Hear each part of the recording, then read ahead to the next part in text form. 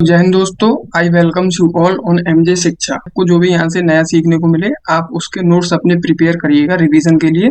Otherwise दोस्त, इसी video के डिस्क्रिप्शन बॉक्स में आपको एक व्हाट्सएप का लिंक मिल जाएगा, आप उसे ज्वाइन कर सकते हैं। जो भी मैं यहाँ आपके लिए एक्सप्लेन करने वाला हूँ उसके नोट्स आपको पीडीएफ फॉर्म में फ्री ऑफ कॉस्ट अवेलेबल करा दी जाएंगे। सो नेक्स्ट अब अपने पास दोस्त हैं प्रॉपर्टी रियल नंबर्स की, जो कि हम इस चैप्टर में काफी यूज करने वाले हैं। तो ये एक तरीके से इस चैप्टर की समरी है, आप इसे अच्छे से समराइज करिएगा। लर्न ये आपको होनी चाहिए क्वेश्चंस को सॉल्व करने से पहले, ठीक है। आपको क्वेश्चन अगर सॉल्व करने हैं इस चैप्टर के तो ये समरी आपको अच्छे से लर्न होनी चाहिए। इसमें डिफरेंट कॉन्सेप्ट दिए हुए हैं, हम उन्हें भी एक बार शॉर्ट में यहाँ पे देख लेते हैं। इसके बाद हम अपने न्यूमेरिकल पोर्शन को कवर अप करेंगे। तो देखिए, a number R is called rational number if it can be written in form of P by Q. अगर पी बाई क्यू के फॉर्म में हम उसे लिख पा रहे हैं तो वो नंबर हमारा क्या है, वो रेशनल नंबर है। ठीक है, रेशनल, ठीक है, रेशनल नंबर। और वहीं पे ये भी बता रहे हैं कि उसका जो क्यू है वो जीरो नहीं होना चाहिए, तो उसका जो डिनोमिनेटर है वो डज नॉट इक्वल टू होना चाहिए किसके, जीरो के। ठीक। इसके बाद इरेशनल नंबर हमारे कौन से नंबर हैं, अगर हम उस नंबर को p बाई क्यू की फॉर्म में नहीं लिख पा रहे हैं तो वो दोस्त हमारा क्या है, वो हमारा इरेशनल नंबर है। इसका भी जो क्यू है वो जीरो नहीं होना चाहिए। तो ये दोस्त हमारे कौन से नंबर हो जाते हैं, इरेशनल नंबर्स। ठीक है, इरेशनल नंबर्स। इसके बाद अगर हम इनकी डेसिमल एक्सपेंशन की बात करें तो जितने भी हमारे रेशनल नंबर्स हैं, याद रखिएगा, अब यहाँ से ये चैप्टर थोड़ा इंपॉर्टेंट है। जितने भी हमारे रेशनल नंबर्स हैं उनका डेसिमल एक्सपेंशन कैसा होता है दोस्त, या तो टर्मिनेटिंग होता है या नॉन टर्मिनेटिंग रिक्वायरिंग होता है। अब आपको इन वर्ड्स का मतलब समझ लेना चाहिए दोस्त कि टर्मिनेटिंग क्या होता है। टर्मिनेटिंग वो नंबर्स होते हैं जो पूरी तरह कट जाते हैं। ठीक है, जैसे मेरे पास है, मान लीजिए 2/5। तो अब जब मैं इसे डिवाइड करूंगा तो ये क्या आ जाएगा, डिवाइड करने पर 0.4। 4 के बाद यहाँ पे जीरो ही है, मतलब उसका कोई मतलब नहीं। 0.4 में इसे कह सकता हूँ और कोई डिजिट नहीं आई यहाँ पे, है ना। तो ये नंबर मेरा पूरी तरीके से कट गया, तो इसीलिए मैं इस नंबर को क्या कहूंगा, ये नंबर मेरा क्या है, टर्मिनेटिंग। ठीक है, और वहीं ये नंबर न कटता मेरा तो दोस्त ये नंबर मेरा क्या हो जाता, नॉन टर्मिनेटिंग। अब ये रिक्वायरिंग क्या है दोस्त, ये रिक्वायरिंग मतलब इसे मैं रिपीटिंग भी कह सकता हूँ। रिपीटिंग, अगर ये नंबर रिपीट कर रहा है तो मैं इसे रिक्वायरिंग या फिर रिपीटिंग कह सकता हूँ। जैसे देखिए, मेरे पास एक नंबर है 10/3। तो जब मैं इसको डिवाइड करूंगा, इसका डेसिमल एक्सपेंशन में देखूंगा तो वो कुछ इस तरीके का होगा, 3.333 पर बार। ठीक है, तो देखिए ये नंबर ना तो पूरी तरीके से टर्मिनेट हुआ है ना, और ये नंबर जो है डेसिमल एक्सपेंशन के बाद में ये जो है ये रिपीट कर रहा है। तो ये डेसिमल एक्सपेंशन दोस्त क्या कहलाएगा, नॉन टर्मिनेटिंग, मतलब ये पूरा नहीं कटा, और रिपीटिंग, ये रिपीट भी हो रहा है ना, नॉन टर्मिनेटिंग रिपीटिंग। तो ये भी क्या है, डेसिमल एक्सपेंशन है किसका, रेशनल नंबर का। रेशनल नंबर का डेसिमल एक्सपेंशन या तो टर्मिनेट हो जाता है, मतलब वो पूरा कट जाता है, या फिर ऐसा हो सकता है कि वो कटे ना और वो रिपीट होता रहे, जैसे 10/3 का हमने देखा। ठीक है, और वहीं पे अगर हम बात कर रहे हैं इरेशनल नंबर की डेसिमल एक्सपेंशन की, तो वो हमेशा नॉन टर्मिनेटिंग होगा, कभी न कटने वाला होगा, और नॉन रिक्वायरिंग होगा, न कभी रिपीट होने वाला होगा, है ना।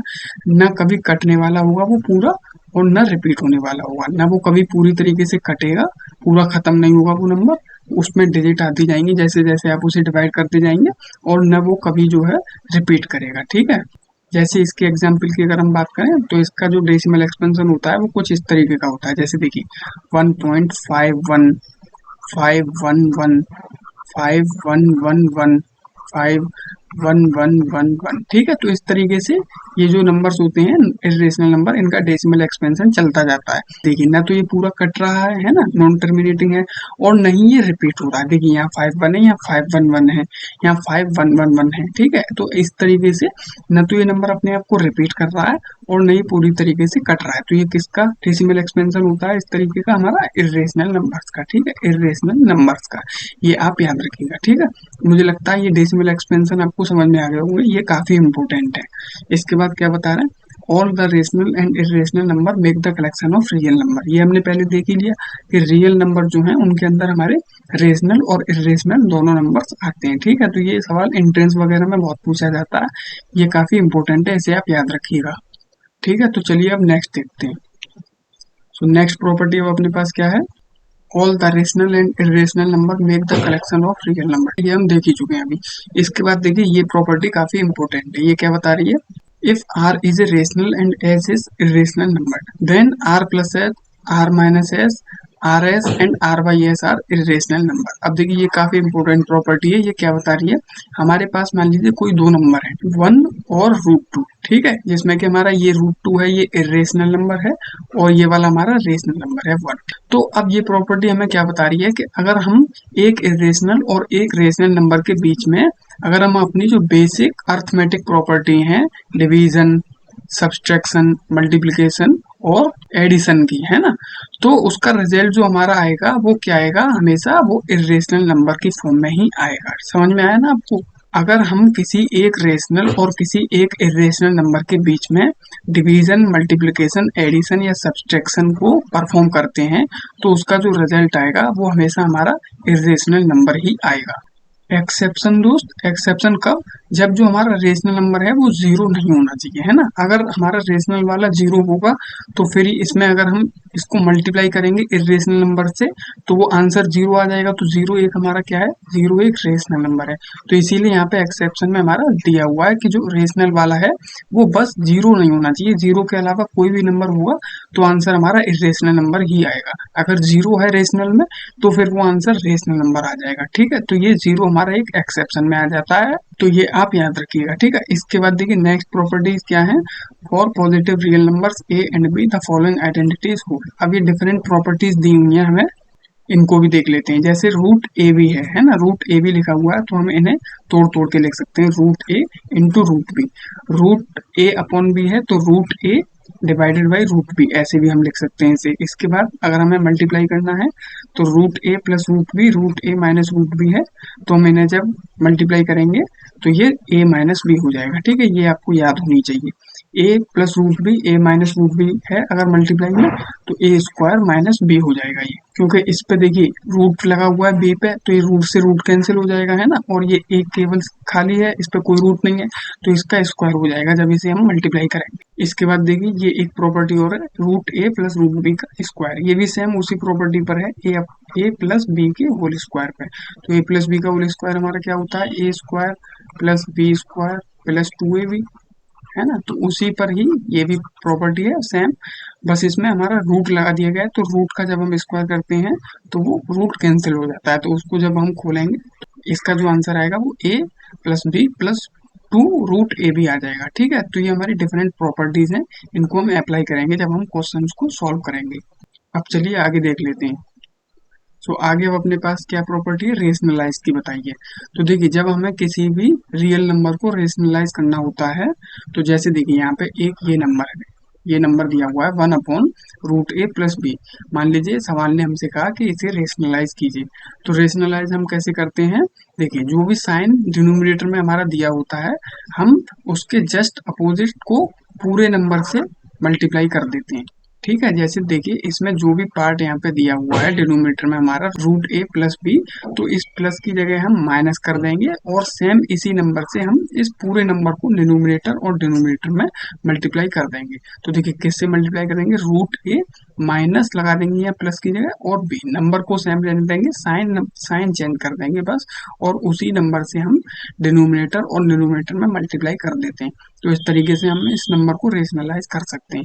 अब जैसे दोस्त देखिए एक यहाँ पे और देख लीजिए सवाल का टाइप, जैसे अगर मेरे पास है 1/√2, तो इसमें तो मेरे पास कोई साइन नहीं दिया हुआ है डिनोमिनेटर में, तो अगर मुझे इस नंबर को रेशनलाइज करना होगा तो मैं इसे केवल √2 जो भी नंबर यहाँ मेरे डिनोमिनेटर में दिया हुआ है इससे ही मल्टीप्लाई कर दूंगा, तो जिससे कि ये मेरा रेशनलाइज हो जाएगा, ठीक है। और अगर मेरे पास कोई साइन दिया हुआ है डिनोमिनेटर में तो मैं उस पूरे नंबर को लेता हूँ और उस नंबर के साइन को चेंज कर देता हूँ और उससे मल्टीप्लाई करने पर मेरा जो नंबर होता है वो रेशनलाइज हो जाता है, ठीक है। तो ये भी हम सीखेंगे अपने जब क्वेश्चन सॉल्व करेंगे तब। तो उससे पहले आप इन प्रॉपर्टीज को और देख लीजिए, ये प्रॉपर्टीज कुछ दी हुई है, जैसे हमारा पी क्यू क्या है, रेशनल नंबर्स हैं, है ना, और ए जो है हमारा वो बड़ा है जीरो से और वो एक रियल नंबर है। तो देखिए ऐसी कंडीशंस में क्या होता है, अगर ए की पावर पी है इंटू ए की पावर क्यू है, मतलब हमारा बेस सेम है, बेस सेम है और पावर अलग अलग है, तो हमारी जो पावर होती हैं वो जुड़ जाती हैं, ठीक है।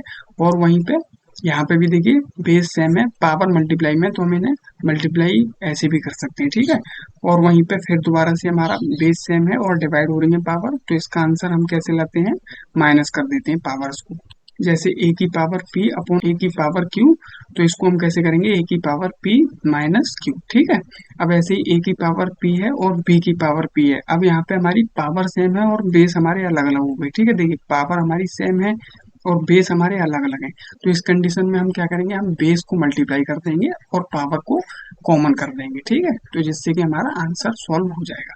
तो हम इन सबको देखेंगे जब सवाल और सॉल्व करेंगे अपने तब कि इनको अप्लाई कैसे किया जाता है, ठीक है। तो उससे पहले आप ये और देख लीजिए, there are infinite many rational numbers between any two given rational numbers. अब देखिए ये बहुत इंपॉर्टेंट है जानना कि दो रेशनल नंबर के बीच में इनफाइनाइट रेशनल नंबर्स पाए जाते हैं, ठीक है। हमेशा याद रखिएगा, दो रेशनल नंबर के बीच में इनफाइनाइट रेशनल नंबर पाए जाते हैं, अनगिनत। कोई पता नहीं कितने नंबर हो सकते हैं, दो रेशनल नंबर के बीच में अनगिनत नंबर होते हैं, ठीक है, याद रखिएगा।